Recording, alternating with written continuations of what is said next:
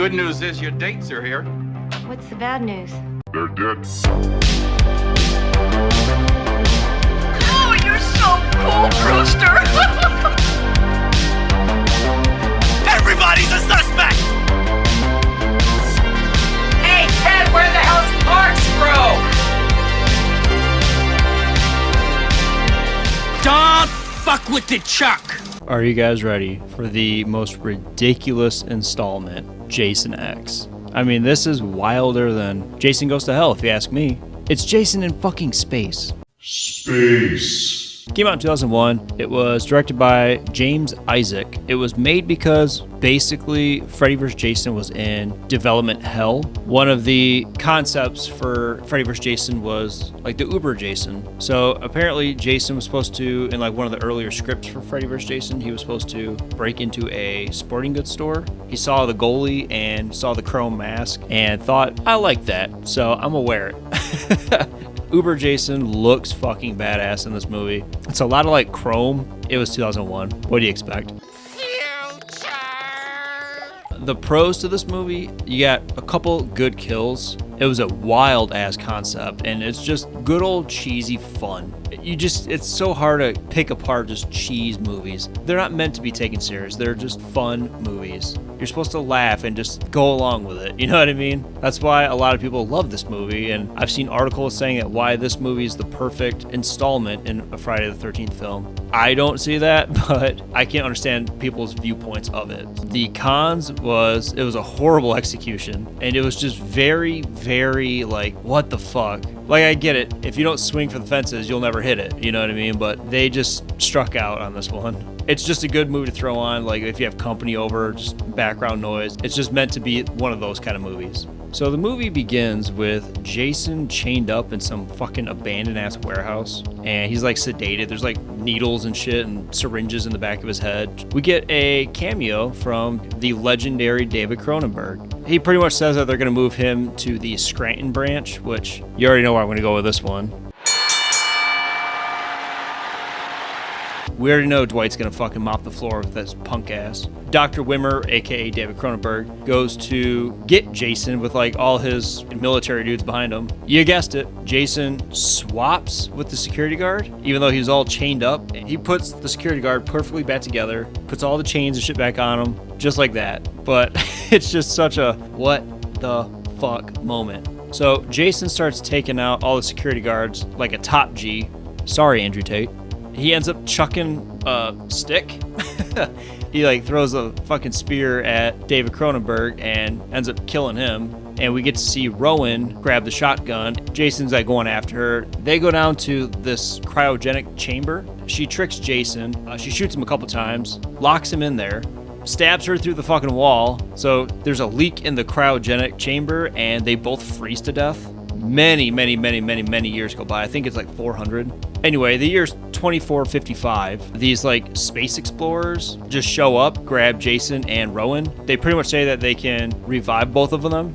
But here we're introduced to a lot of the main characters, a lot of fucking just no-namers. They're on screen for maybe a minute or two. We see one of the dipshits. His name's Azrael. He gets a little coffee cup stuck to his hand. Anyway, Jason falls forward and cuts his arm clean off.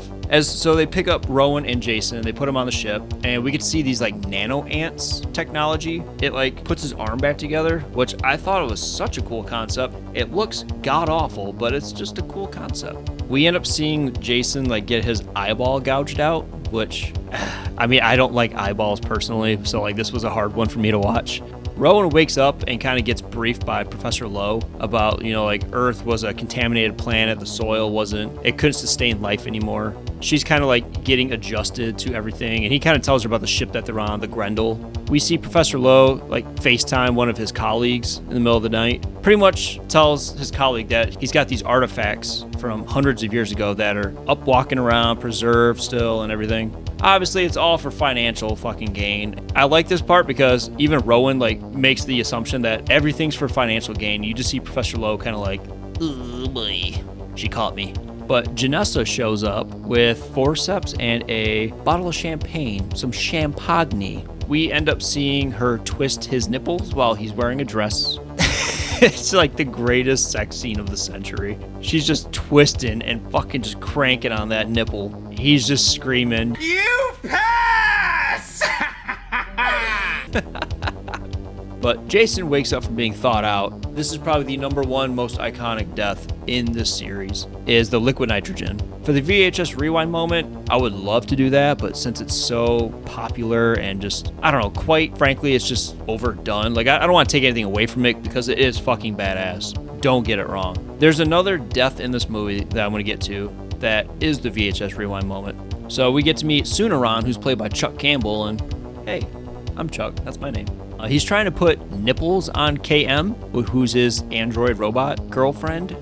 This scene just makes me feel like, just strange. So we get to see Jason walking around the Grendel with this bitchin' ass new machete. It's got like a hook on it and like random ass holes for some reason. It looks cool. Rowan and Professor Lowe have a dialogue about how on planet Earth, they tried executing Jason successfully back in 2008. They've done everything from hanging him, shooting him, like firing squad, you name it, they've done it. The reason why he's an artifact is you hear Professor Wimmer, who's played by David Cronenberg, say the fact that he can just regenerate all his tissue and shit like that. Like, it's a work that they need more research on. So Rowan is introduced to everyone on board. KM, Sunaran, Sergeant Brodsky, who's a total fucking badass in this movie. You'll get to see it. Sergeant Brodsky ends up putting the ship in lockdown because they kind of overhear everything about who Jason is and like how he's just a murderous psychopath and everything. They end up finding that Stoney's dead, who Jason kills. He stabs him in the stomach and like grabs him and like shuffles him around the corner for some reason and the doors close. I don't really understand that part, but sure. Dallas and Azrael are in a alien simulation. It's like a virtual reality game, and the Academy Award for the best visual effects ever in all of cinema goes to Jason X for these fucking aliens. They look so fucking sweet. No, they don't. Jason shows up and kills him like a boss, obvi. So Sergeant Brodsky leads like a small group of soldiers, or they call them grunts in the movie, which I'm sure is like a military term. I'm just uninformed by it. I don't know. They like unload on Jason and he just disappears in the smoke. It's really strange because like you have three dudes just fucking shooting the shit out of Jason. He just disappears. Like literally into the smoke. He's just gone. Poof. But Jason ends up he starts picking them off one by one. And it's a really cool sequence because they're all in like these tight corridors in like the cargo room. He's like weaving in and out between like these giant cargo stacks. I like this part because it creates like a good amount of like tension. And like if you're not a fan of like confined spaces, this definitely hits that mark. But yeah, the VHS rewind moment is when Jason ends up killing Condor. We see him do like some fucking weird like elbow and like karate kicks and shit. Jason just fucking like elbows him off the railing. When he lands on the giant like, I don't know, like drill bit or something, he starts like spinning around and he goes all the way to the bottom. And I thought that was just such a cool effect. Like it was just done really well. I love that part. He's screwed. But Sergeant Brodsky ends up getting attacked by Jason. He like punches through a wall, starts choking him. He stabs him with a giant spike, and he goes, It's gonna take more than a poke in the ribs to put down this old dog. and then Jason stabs him in the stomach, and he goes, That ought to do it. that part's so fucking just funny. So as they approach the Solaris station, their driver Lou is like communicating with Solaris, and he goes, We got a big problem here. Real goat fuck. I love that line because I have no fucking clue what it means, and I'm going to start using that in my everyday life. But since Lou died, we get to see his body later just completely dismembered. But the Grendel like crashes into Solaris. You think that it just knocks him off course, but there's a window and you just see Solaris fucking blow up. But Jason breaks into the command center. Everyone escapes except for Professor Lowe, and he's such a fucking idiot in this movie. I can't stress that. He's a dumbass. Jason's kind of like taunting him a little bit, like messing with him. He goes to reach for his machete, and Professor Lowe thinks that's all that Jason wanted was his old machete back. So obviously, you guessed it, he fucking kills Professor Lowe. Good, that guy fucking deserved it. He's dumb. The gang splits up, which is always fucking smart in a horror movie. Sunaran, aka Nerd Boy, ends up banging KM, his android girlfriend. There's like a weird fucking like thing that they keep talking about, like survival probability. After each kiss, it goes up and up. They bang. Like he comes out later on like all fucking cool and suave and shit. But Rowan ends up finding Sergeant Brodsky and goes to get help. We see Jason end up killing Crutch. Kinsa is a dumbass who just fucks everything up, so that's always good. So KM shows up after Sunaran comes out like all fucking, what up, boys? KM shows up looking just like my girl Rhea Ripley. Leathered out, looking sexy. If it was only Rhea Ripley, she would manhandle the fuck out of Jason. She would riptide his ass so hard. KM ends up shooting Jason. I don't know how many times. I can't even fucking count that high, to be honest with you. She just unloads clip after clip after clip. She ends up doing this front flip, but when she does it, you see her body like travel like 20 fucking feet on like some platform. Oh god, that part was bad. She ends up shooting him even more, which is always good. She blows Jason to smithereens after doing like fucking 10 cartwheels and a couple karate kicks. So awesome. But Jason lands on that like revival table with all those nano ants. So obviously he gets revived, and that's the birth of Uber Jason.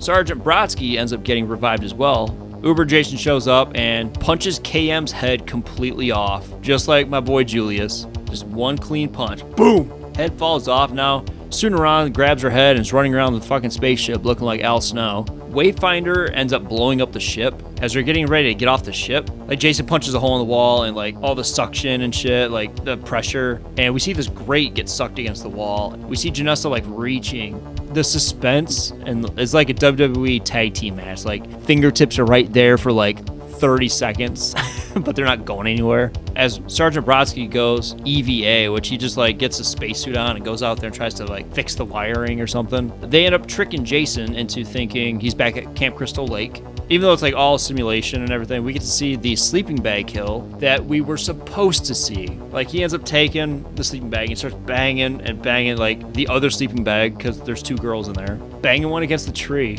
killing both of them. That's what I wanted to see, just way more like violent. I wanted to see blood and like brains and shit explode, because that would have been cool.